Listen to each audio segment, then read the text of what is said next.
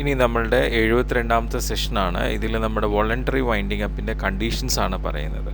അതായത് ആദ്യം declaration of solvency. ഇത് നമ്മളുടെ വോളണ്ടറി വൈൻഡിങ് അപ്പിന് ഏറ്റവും ആദ്യം വേണ്ടത് കമ്പനി സോൾവെൻ്റ് ആണെന്നുള്ള കാര്യമാണ്. എന്താണ് കമ്പനി സോൾവെൻ്റ് ആണെന്നുള്ള കാര്യം? ഡിക്ലറേഷൻ ഓഫ് സോൾവൻസി അത് വളരെ ഇമ്പോർട്ടൻ്റ് ആണ്. അതായത് നമ്മളുടെ കമ്പനിയുടെ ഡയറക്ടേഴ്സ്, ഇപ്പോൾ ഒരു ഡയറക്ടർ ആണെങ്കിൽ ആ ഡയറക്ടർ, അല്ലെങ്കിൽ ഒന്നിൽ കൂടുതൽ ഡയറക്ടേഴ്സ് ആണെങ്കിൽ 2 ഡയറക്ടേഴ്സ് എല്ലാവരും എന്ത് ചെയ്യണം? ഒരു വെരിഫിക്കേഷൻ, അവരുടെ അഫിഡാവിറ്റ് കൊടുത്ത് വെരിഫൈ ചെയ്യണം. എന്താണ് വെരിഫൈ ചെയ്യേണ്ടത്?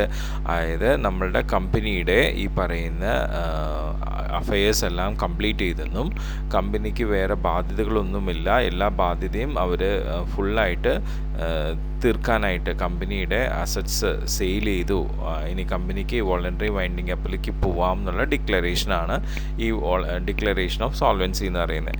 അപ്പോൾ ഈ ഒരു ഡിക്ലറേഷൻ കമ്പനി ഈ പറയുന്ന വൈൻഡിങ് അപ്പിൻ്റെ റെസൊല്യൂഷൻ എടുത്ത ശേഷം ആ ഡേറ്റ് തൊട്ട് 5 ആഴ്ചക്കുള്ളിലാണ് ഇത് ചെയ്യേണ്ടത്. ഇത് രജിസ്ട്രാർക്ക് ആദ്യം ഫയൽ ചെയ്യണം. അതിൻ്റെ കൂടെ തന്നെ ഈ പറയുന്ന ഡിക്ലറേഷൻ്റെ കൂടെ ഓഡിറ്റേഴ്സിൻ്റെ റിപ്പോർട്ട്, കമ്പനിയുടെ പ്രോഫിറ്റ് ആൻഡ് ലോസ് അക്കൗണ്ടിനെ കുറിച്ച്, ബാലൻസ് ഷീറ്റിനെ അക്കൗണ്ടിനെ കുറിച്ച്, കമ്പനിയുടെ അസറ്റ്സ് ആൻഡ് ലയബിലിറ്റീസിനെ കുറിച്ചൊക്കെയുള്ള കാര്യങ്ങൾ അതിനോടനുബന്ധിച്ച് കൊടുക്കണം. ഇനി അസറ്റ്സിൻ്റെ കേസിൽ അതിൻ്റെ കറക്റ്റ് വാല്യുവേഷൻ റിപ്പോർട്ട് രജിസ്റ്റർ ചെയ്യണം. കാരണം വെച്ച് കഴിഞ്ഞാൽ അതിൽ പ്രത്യേകിച്ച് ഡിക്ലറേഷൻ അതിൽ വേറെ ആരെയും ഡിഫ്രോഡ് ചെയ്യാൻ വേണ്ടിയിട്ടുള്ളതല്ല എന്നുള്ള മെൻഷൻ ചെയ്തും വേണം. പിന്നെ ഈ പറയുന്ന കമ്പനി വൈൻഡപ്പ് ചെയ്യുന്ന സമയത്ത് നമ്മൾ പറഞ്ഞല്ലോ, കമ്പനി വൈൻഡപ്പ് ചെയ്യാനുള്ള റെസൊല്യൂഷൻ പാസ് ചെയ്ത് 5 ആഴ്ചക്കുള്ളിലാണ് ഈ ഡിക്ലറേഷൻസ് വേണ്ടത്. ആ ഡിക്ലറേഷൻ ചെയ്യുന്ന സമയത്തിനുള്ളിൽ അവർക്ക് ഡെപ്സ് ഉള്ളതൊക്കെ അവർ പേ ചെയ്തിട്ടുണ്ടാവണം. സപ്പോസ് പേ ചെയ്തില്ലെങ്കിൽ ഡയറക്ടേഴ്സ് ലയബിൾ ആണ്, പണിഷബിൾ ആണ്. അവർ എന്തുകൊണ്ട് അത് പേ ചെയ്തില്ല എന്നുള്ള കാരണം സൂചിപ്പിക്കണം.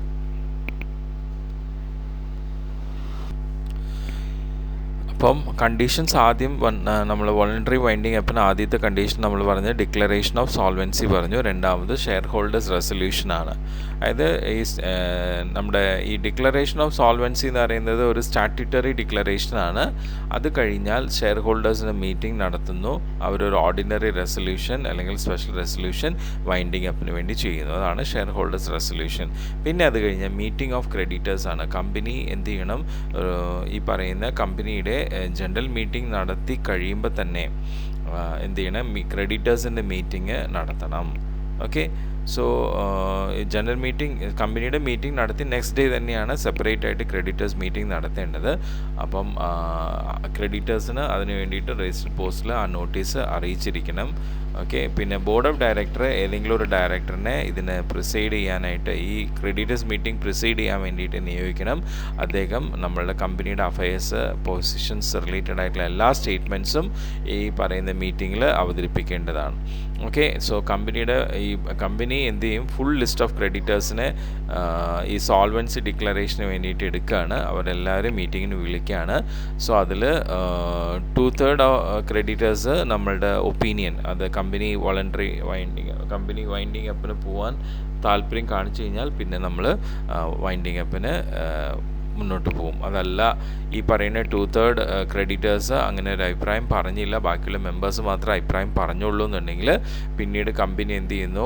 വൈൻഡിങ് അപ്പിന് വേണ്ടിയിട്ട് ട്രൈബ്യൂണലിനെ സമീപിക്കുകയാണ് ചെയ്യുക. അപ്പം ഈ പറയുന്ന ക്രെഡിറ്റേഴ്സിൻ്റെ അഭിപ്രായം 2/3 കിട്ടിയില്ല എന്നുണ്ടെങ്കിൽ കമ്പനി വിത്തിൻ 14 days നമ്മളുടെ ട്രൈബ്യൂണലിന് അപ്ലിക്കേഷൻ കൊടുക്കുകയാണ് വൈൻഡിങ് അപ്പിന് വേണ്ടിയിട്ട്. അങ്ങനെയാണ് ട്രൈബ്യൂണൽ ഈ പറയുന്ന വൈൻഡിങ് അപ്പിലേക്ക് ഇൻവോൾവ് ആവുന്നത്.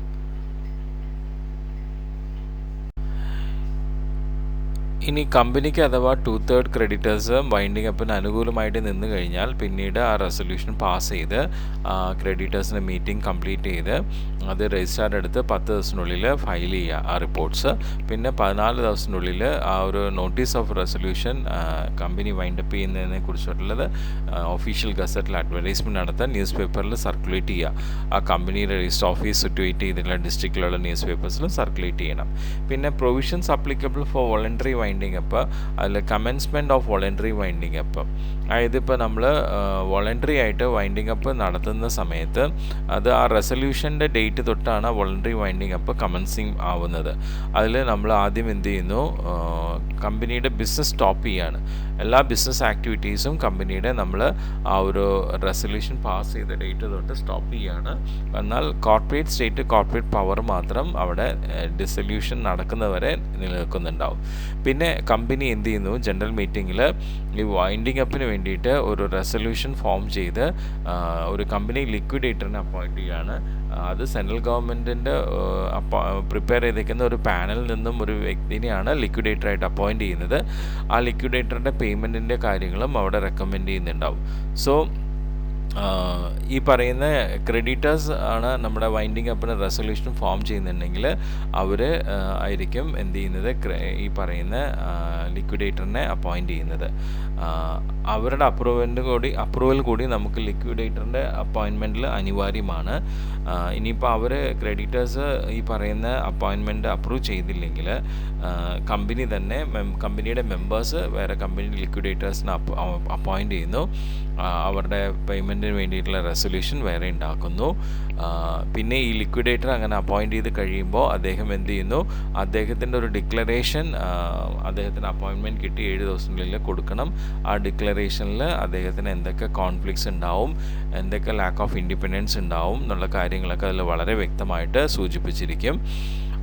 എന്നിട്ട് അത് അദ്ദേഹത്തിൻ്റെ അപ്പോയിൻമെൻറ്റ് കഴിയുന്നവരെ അത് ഫോളോ ചെയ്യും വേണം.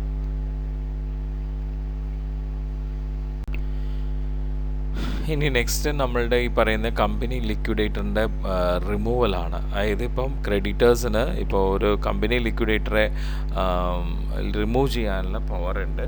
അവർക്ക് എന്ത് ചെയ്യാം, ഇപ്പം ക്രെഡിറ്റേഴ്സ് ഇപ്പം 3/4 മെമ്പേഴ്സോ അല്ലെങ്കിൽ 3/4 ക്രെഡിറ്റേഴ്സിനോ എന്ത് ചെയ്യാം, ഒരു മീറ്റിംഗ് കണ്ടക്ട് ചെയ്ത് ഇപ്പോൾ നിലവിലുള്ള ലിക്വിഡേറ്ററിനെ അവർക്ക് റിമൂവ് ചെയ്യാനുള്ള അധികാരമുണ്ട്. അപ്പോൾ അങ്ങനെ റിമൂവ് ചെയ്ത് വേക്കൻസിയിലേക്ക് വേണ്ടിക്ക് നെക്സ്റ്റ് ഒരു ലിക്വിഡേറ്ററിനെ അവർക്ക് അപ്പോയിൻറ്റ് ചെയ്യാം. സോ അത് റിമൂവൽ മാത്രമല്ല, സപ്പോസ് ഇപ്പോൾ ആ ലിക്വിഡേറ്റർ മരിച്ചു അല്ലെങ്കിൽ ആൾ റിസൈൻ ചെയ്തു, അങ്ങനെയൊക്കെ വന്നാലും ആ വേക്കൻസി എത്രയും പെട്ടെന്ന് തന്നെ ഫില്ല് ചെയ്യേണ്ടതാണ്. ഇനി നമ്മൾ ഈ രീതിയിൽ കമ്പനി ലിക്വിഡേറ്ററിനെ അപ്പോയിൻറ്റ് ചെയ്ത് കഴിയുമ്പോൾ വിത്തിൻ 10 days ആ ഒരു ഡീറ്റെയിൽസ് നമ്മുടെ രജിസ്ട്രാറുടെ അടുത്ത് ഫയൽ ചെയ്യണം. പിന്നെ വൺസ് ഈ പറയുന്ന ലിക്വിഡേറ്റർ അപ്പോയിൻറ്റ് ചെയ്ത് കഴിഞ്ഞാൽ നമ്മുടെ ബോർഡിൻ്റെ, മാനേജിങ് ഡയറക്ടേഴ്സിൻ്റെ, ഹോൾ ടൈം ഡയറക്ടേഴ്സിൻ്റെ, മാനേജേഴ്സിൻ്റെ എല്ലാവരുടെയും പവറും നഷ്ടപ്പെടുകയാണ് ചെയ്യുന്നത്. ആ പവർ മുഴുവൻ നമ്മുടെ കമ്പനി ലിക്വിഡേറ്റർക്ക് ആണ് കിട്ടുന്നത്. അവർക്ക് ഈ പറയുന്ന ബാക്കിയുള്ളവർക്ക് കമ്പനി ലിക്വിഡേറ്റർക്കും രജിസ്ട്രാർക്കും അപ്പോയിൻമെൻറ്റ് കൊടുക്കുന്ന നോട്ടീസ് കൊടുക്കാനുള്ള അധികാരം മാത്രമേ പിന്നെ ഉണ്ടാവുള്ളൂ. ബാക്കിയുള്ള എല്ലാ അധികാരം അവിടെ നഷ്ടപ്പെടുകയാണ് ചെയ്യുന്നത്. ഇനി കമ്പനി ലിക്വിഡേറ്റർക്ക് വോളണ്ടറി വൈൻഡിങ് അപ്പിൽ എന്തൊക്കെ പവേഴ്സ് ആൻഡ് ഡ്യൂട്ടീസ് ആണ് ഉള്ളതെന്നുള്ളത് നോക്കാം. അതിൽ ആദ്യത്തെ ഡ്യൂട്ടി ആൻഡ് പവർ വരുന്നത് ഈ കോൺട്രിബ്യൂട്ടറീസിൻ്റെ ലിസ്റ്റ് ഉണ്ടാക്കുന്നതും അവരുടെ കറക്റ്റായിട്ടുള്ള അവരുടെ ലയബിലിറ്റീസിൻ്റെ എവിഡൻസ് കളക്ട് ചെയ്യുന്നതൊക്കെയാണ്. പിന്നെ അതുപോലെ തന്നെ കമ്പനിയുടെ ജനറൽ മീറ്റിംഗ് കണ്ടക്ട് ചെയ്യാനും അതിൽ ഒരുപാട് കമ്പനി വൈൻഡിങ് അപ്പ് റിലേറ്റഡ് ആയിട്ടുള്ള ഓർഡിനറി സ്പെഷ്യൽ റെസൊല്യൂഷൻസ് പാസ് ചെയ്യാനുമുള്ള അധികാരമുണ്ട്.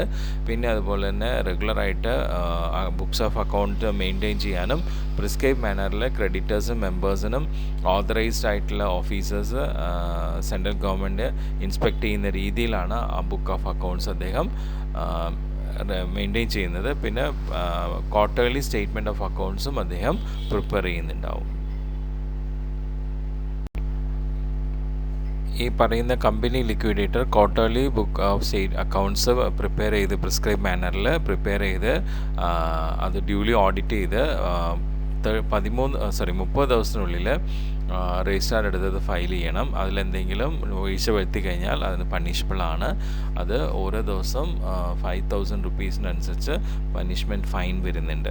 പിന്നെ കമ്പനി ലിക്വിഡേറ്റർക്ക് കമ്പനിയുടെ എന്തെങ്കിലും ഡെപ്സ് ഉണ്ടെങ്കിൽ അത് പേ ചെയ്യാനും അത് പിന്നീട് നമ്മുടെ കോൺട്രിബ്യൂട്ടറീസിൻ്റെ റൈറ്റ്സിൽ നിന്ന് അഡ്ജസ്റ്റ് ചെയ്യാനുള്ള അധികാരമുണ്ട്. പിന്നെ എപ്പോഴും നമ്മുടെ കമ്പനിയുടെ ലിക്വിഡേറ്റർ അദ്ദേഹത്തിൻ്റെ ഡ്യൂട്ടീസ് ഡിസ്ചാർജ് ചെയ്യുന്നതിൽ വളരെയധികം ശ്രദ്ധാലുവായിരിക്കും.